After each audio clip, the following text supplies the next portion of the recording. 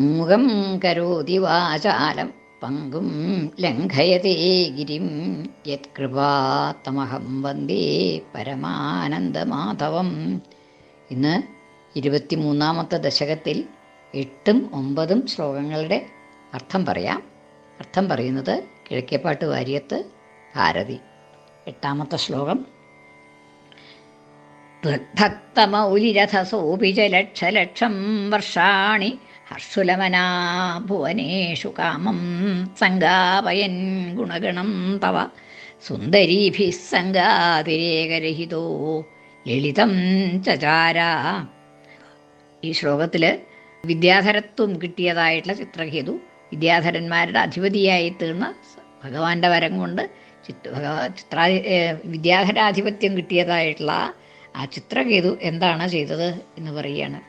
ചിത്രകേതു ത്വൽഭക്ത മൗലിഹി, അങ്ങയുടെ ഭക്തന്മാരിൽ ശ്രേഷ്ഠനാണ്. മൗലി എന്ന് പറഞ്ഞിട്ടുണ്ടെങ്കിൽ ശിരസ് എന്നൊക്കെയാണ് അർത്ഥം, ശരിക്കുള്ള അർത്ഥം. അതായത് ശ്രേഷ്ഠൻ, ഏറ്റവും ശ്രേഷ്ഠനായിട്ടുള്ളതായിട്ടുള്ള ഉത്തമനായിട്ടുള്ള അങ്ങയുടെ ഭക്തന്മാരിൽ വെച്ച് ഉത്തമനായിട്ടുള്ള ആ ചിത്രകേതു ത്വൽഭക്ത മൗലിഹി ആയിട്ടുള്ള അങ്ങയുടെ ഭക്തന്മാരിൽ മൗലിയായിട്ടുള്ള ആ ശ്രേഷ്ഠനായിട്ടുള്ള ആ ചിത്രകേതു ലക്ഷലക്ഷം വർഷാണി, ലക്ഷക്കണക്കിന് വർഷങ്ങൾ, അനവധി വർഷങ്ങൾ. ലക്ഷലക്ഷം വെച്ചാൽ അനവധി വർഷങ്ങൾ. അതായത് ഒരു പറയാൻ സാധിക്കാത്തതായിട്ടുള്ള അത്രയധികം വർഷങ്ങൾ, ഒരുപാട് വർഷങ്ങൾ ആ വിദ്യാധരനായിട്ട് സഞ്ചരിച്ചു എന്നാണ് പറഞ്ഞത്. ലക്ഷലക്ഷം വർഷാണി ഹർഷുലമനാഹ, എങ്ങനെയാണ് വളരെ സന്തുഷ്ടനായിട്ട് സന്തോഷത്തോടു കൂടി യാതൊരു ക്ലേശങ്ങളും ഇല്ലാണ്ട് ഭഗവാന്റെ അനുഗ്രഹം കിട്ടിയ ആളല്ലേ, പിന്നെ എങ്ങനെയാ ക്ലേശങ്ങളൊന്നും ഉണ്ടാവില്ലല്ലോ. ഹർഷുലമനാഹ, സന്തുഷ്ടമായ മനസ്സോടുകൂടി എന്തു ചെയ്തു? ഹർഷുലമനാഹ ഭുവനേഷു ലളിതം ചചാര എന്നാണ്. ഭുവനങ്ങളിൽ, എല്ലാ ലോകങ്ങളിലും സഞ്ചരിക്കാൻ വിദ്യാധരനായതുകൊണ്ട് അദ്ദേഹത്തിന് അതിനുള്ളതായിട്ടുള്ള കഴിവുണ്ട്, വിദ്യാധരത്വം കിട്ടിയതുകൊണ്ട്. അങ്ങനെ ലളിതം ചചാര, വളരെ സന്തോഷത്തോടു കൂടി ഭുവനേഷു, എല്ലാ ഭുവനങ്ങളിലും സർവ്വലോകങ്ങളിലും സഞ്ചരിച്ചു എന്നാണ്. എങ്ങനെയാണ് സഞ്ചരിച്ചത് എന്ന് പറഞ്ഞാണെങ്കിൽ സുന്ദരീഭിഹി, സുന്ദരികളെ ആയിട്ടുള്ള വിദ്യാധര സ്ത്രീകളോട് കൂടിയിട്ടാണ് സഞ്ചരിച്ചത് എന്നാണ്. അതായത് അദ്ദേഹത്തിനെ ശുശ്രൂഷിക്കാനായിട്ട് അനവധി വിദ്യാധര സ്ത്രീകളുണ്ട് ഒപ്പം. എന്നിട്ട് അവരെ കൊണ്ട് എന്താണ് ചെയ്യിച്ചത്? വിദ്യാധര സ്ത്രീകളുണ്ട് എന്നുള്ളത് കൊണ്ട് അവരെ കൊണ്ട് ചെയ്യിച്ചത് എന്തൊക്കെയാണ്? ഗുണഗണം തവ സംഗാപയൻ, തവ ഗുണഗണം സംഗാപയൻ, അങ്ങയുടെ ഭഗവാന്റെ ഗുണഗണങ്ങളെയൊക്കെ പാടിപ്പിച്ചുകൊണ്ട് വിദ്യാധര സ്ത്രീകൾ അങ്ങയുടെ ഗുണഗണങ്ങളെ പാടിക്കൊണ്ട് നടക്കാനാണ് ഈ വിദ്യാധര സ്ത്രീകൾ അദ്ദേഹത്തിൻ്റെ ഒപ്പം എന്നുള്ളതാണ്. അപ്പം അദ്ദേഹത്തിൻ്റെ ഗുണഗണങ്ങളെ പാടി നടന്നുകൊണ്ട് വിദ്യാധര സ്ത്രീകൾ അദ്ദേഹത്തിൻ്റെ ഒപ്പം ഭഗവാന്റെ ഗുണഗണങ്ങളെ പാടിപ്പുകഴ്ത്തിക്കൊണ്ട് അങ്ങനെ ലളിതം ചചാര, വളരെ സന്തോഷത്തോടു കൂടി ഭുവനങ്ങളിലൊക്കെ സഞ്ചരിച്ചു എന്ന് പറയാണ്. എങ്ങനെയാണ് ഇനി അദ്ദേഹത്തിന് ഈ വിദ്യാധര സ്ത്രീകളൊക്കെ ഒപ്പമുണ്ടായിരുന്നു എന്നുള്ളത് കൊണ്ട് അവരിൽ ആസക്തി ഉണ്ടായിരുന്നു? അതൊട്ടില്ല. സംഗാതിരേകരഹിത, അവരിൽ പ്രത്യേകിച്ച് സംഘമൊന്നുമില്ലാതെ, ആസക്തിയൊന്നും ഇല്ലാതെ കണ്ട്. വിദ്യാധര സ്ത്രീകളൊപ്പം ഉണ്ടായിരുന്നു എന്ന് വെച്ചാലും അവരിൽ അത്യധികമായിട്ടുള്ള ആസക്തിയൊന്നും ഇല്ലാതെ കണ്ട് അവരോടുകൂടി ഈ ഭഗവാന്റെ ഗുണങ്ങളെ കീർത്തിച്ചുകൊണ്ട് ലോകങ്ങളിൽ അങ്ങനെ സഞ്ചരിച്ചു വിദ്യാധരൻ എന്ന് പറയുകയാണ്. വിദ്യാധരനായി തീർന്ന ചിത്രകേതു. സംഗാതിരേകരഹിത ലളിതം ചചാര, സംഗാതിരേകമില്ലാതെ കണ്ട് ലളിതമായിട്ട് വളരെ സന്തോഷത്തോടു കൂടി ചചാര സഞ്ചരിച്ചു. ലോകങ്ങൾ മുഴുവൻ ചുറ്റി നടന്നുകൊണ്ട് അങ്ങയുടെ ഗുണഗണങ്ങൾ കീർത്തിച്ചുകൊണ്ട് അങ്ങനെ അദ്ദേഹം വിദ്യാധര സ്ത്രീകളോടൊപ്പം സഞ്ചരിച്ചു എന്നാണ് ആ ശ്ലോകത്തിൻ്റെ അർത്ഥം. അടുത്ത ശ്ലോകം. അത്യന്തസംഗവിലയായ ഭവൽ പ്രണുന്നു നൂനം സരൂപ്യഗിരിമാപ്യ മഹത് സമാജേ നിശങ്കമംഗകൃതവല്ലഭമംഗജാരിം തം ശങ്കരം പരിഹസൻ ഉമയാഭിഷേപേ. ഇങ്ങനെ സംഘാതിരേകം ഇല്ലാതെ കണ്ട് വിദ്യാധര സ്ത്രീകളോടുകൂടി നടന്നുവെങ്കിലും ആ സംഘാതിരേകം ഇല്ല എന്നേ പറഞ്ഞുള്ളൂ. പക്ഷെ കുറച്ച് സംഘം ഉണ്ടായിരുന്നു എന്ന് സംശയം. അതും കൂടി ഉണ്ട് ഇല്ലാണ്ടാക്കണം തീർച്ചയാക്കി ഭഗവാൻ എന്ന് പറയാണ്.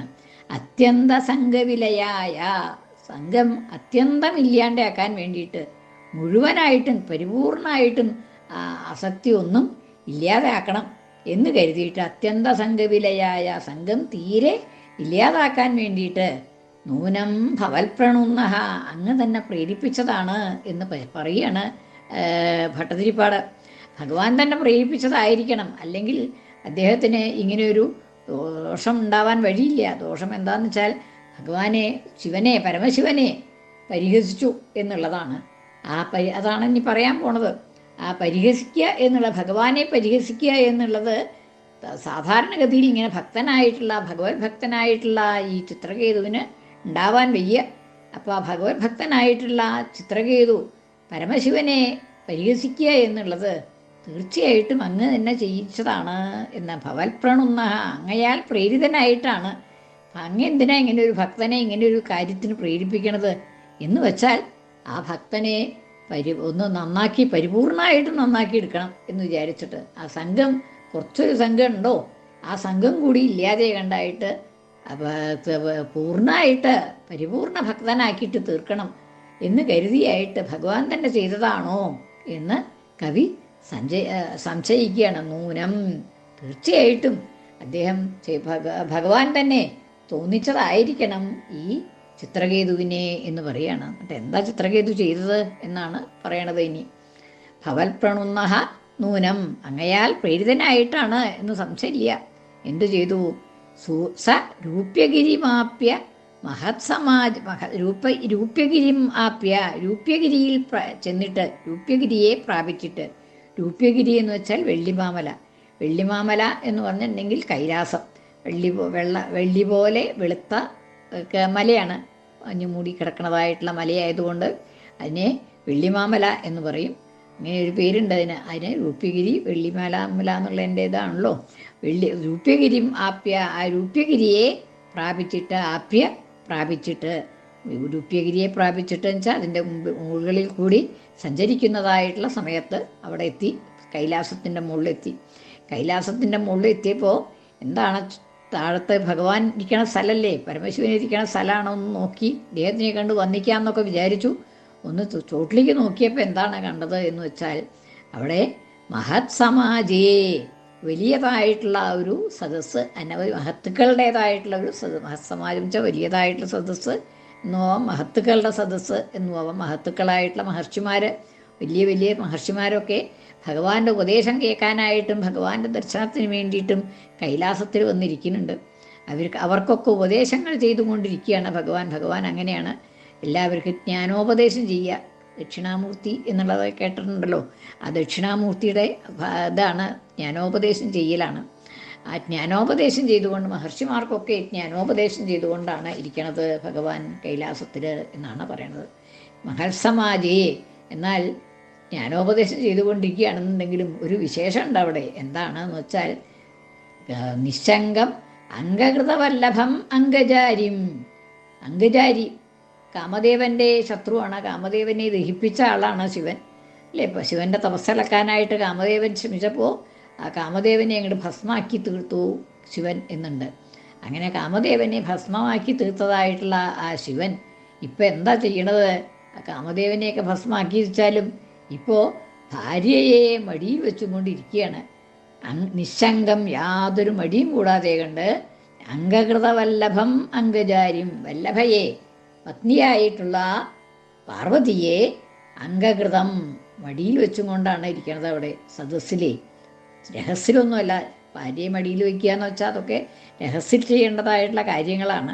അതിവിടെ മഹർഷിമാരുടെ സദസ്സിലെ കേമന്മാരായിട്ടുള്ളതായിട്ടുള്ള മഹർഷിമാരൊക്കെ ഇരിക്കുന്നുണ്ട്.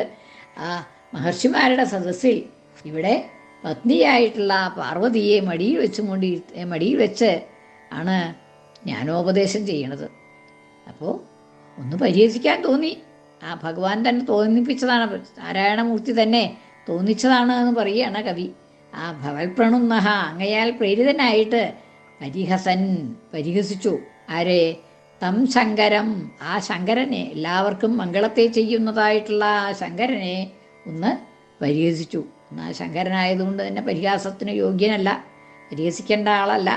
പക്ഷേ ഇവിടെ പെട്ടെന്ന് അങ്ങനെ തോന്നി, ഭഗവാൻ തോന്നിച്ചതാണ്, നാരായണമൂർത്തി തന്നെ, സാക്ഷാൽ മഹാവിഷ്ണു തന്നെ തോന്നിച്ചതാണ് എന്ന് കവി പറയുകയാണ്. എന്തിനു വേണ്ടിയിട്ടാണ് അങ്ങനെ പരിഹസിക്കാൻ തോന്നിച്ചത് എന്ന് വെച്ചാൽ, ഇത് മുഴുവൻ മാറ്റണം, അസംഗം തീരെ ഇല്ലാണ്ടാക്കണം എന്ന് കരുതി ഭഗവാൻ തന്നെ തോന്നിച്ചു പരിഹസിക്കാനായിട്ട് എന്നാണ്. അങ്ങനെ പരിഹസിച്ചപ്പോൾ എന്തുണ്ടായി? ഉമയാ അഭിഷേപേ, പാർവതിയാൽ ശപിക്കപ്പെട്ടു. അതായത് പരിഹസിച്ചു കഴിഞ്ഞപ്പോൾ, അതായത് ഭാര്യയെ മടിയിൽ വെച്ചിട്ടും കൊണ്ട് മഹർഷിമാരുടെ ഇടയിൽ അവരുടെ മുമ്പിൽ ഭാര്യയെ മടിയിൽ വെച്ചും കൊണ്ട് ഇരുത്തിരിക്കണു എന്നൊക്കെ പറഞ്ഞ് പരിഹസിച്ചു. അപ്പം അത് കേട്ടപ്പോൾ പാർവതിക്ക് സഹിച്ചില്ല. ശിവനൊന്നും മിണ്ടിയില്ല. ശിവനൊന്ന് ചിരിക്ക് മാത്രമേ, ചെറിയതായിട്ടുള്ള പുഞ്ചിരി മാത്രമേ ശിവനുണ്ടായുള്ളൂ. പക്ഷേ പാർവതിക്ക് അത് സഹിച്ചില്ല, തൻ്റെ ഭർത്താവിനെ ഇങ്ങനെ പരിഹസിക്കണത്. അതും ഒരു വിദ്യാധരൻ, ഇങ്ങനെ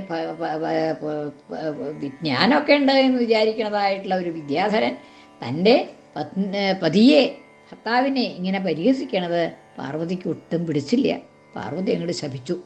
എന്താണ് ശപിച്ചത് എന്ന് വെച്ചാൽ, രാക്ഷസനായിട്ട് ജനിക്കാൻ വേണ്ടിയിട്ട് അങ്ങോട്ട് ശപിച്ചു. ഉമയാ അഭിഷേപേ, ഉമയാൽ പാർവതിയാൽ അഭിഷേപേ ശപിക്കപ്പെട്ടു. ആര്? ഈ ചിത്രകേതുവിനെ, വിദ്യാധരനായി തീർന്ന ആ ചിത്രകേതുവിനെ പാർവതി ദൈത്യനായി പോവാനായിട്ട് ശപിച്ചു എന്നാണ് ആ ശ്ലോകത്തിൻ്റെ അർത്ഥം. ഒന്നും കൂടിയും ചെല്ലാൻ 2 ശ്ലോകങ്ങളും. ത്വദ്ഭക്തമൗലിരഥസോപി ച ലക്ഷലക്ഷം വർഷാണി ഹർഷുലമനാ ഭുവനേഷു കാമം സംഗാമയൻ ഗുണഗണം തവ സുന്ദരീഭിഃ സംഗാതിരേകരഹിതോ ലളിതം ചചാര. കൃഷ്ണാർപ്പണം. മലയാള പരിഭാഷ. നിന്നിഷ്ടഭക്തനൊരു കോടി സഹസ്രവർഷം തന്നിഷ്ടമായി നിജസുന്ദരിമാർ മുഖേന നിന്നെ പുകഴ്ത്തി ഭജനാവലി പാടി ദുഷ്ടൻ ചെന്നു പലേടമഥ മോഹമൊഴിഞ്ഞു തൃപ്തൻ. അത്യന്ത സംഘവിലയായ ഭവൽ പ്രണുന്നു നൂനം സരൂപ്യഗിരിമാപ്യ മഹത്സമാജേ നിശങ്കമംഗകൃതവല്ലഭമംഗജാരിം തം ശങ്കരം പരിഹസൻ ഉമയാഭിഷേപേ. കൃഷ്ണാർപ്പണം. മലയാള പരിഭാഷ. കാമം നശിപ്പതിനു നിന്നുടെ ഇച്ഛ മൂലം കാമാരി ശൈലസഭയിൽ മുനിമാരിരിക്കേ ഹൈമാദ്രിപുത്രി ഉമയെ തുടമേലിരുത്തി പ്രേമിച്ചു കണ്ടു ചിരിതൂകി ശപിച്ചു ദേവി. സർവത്ര ഗോവിന്ദനാമ സങ്കീർത്തനം. ഗോവിന്ദ ഗോവിന്ദ.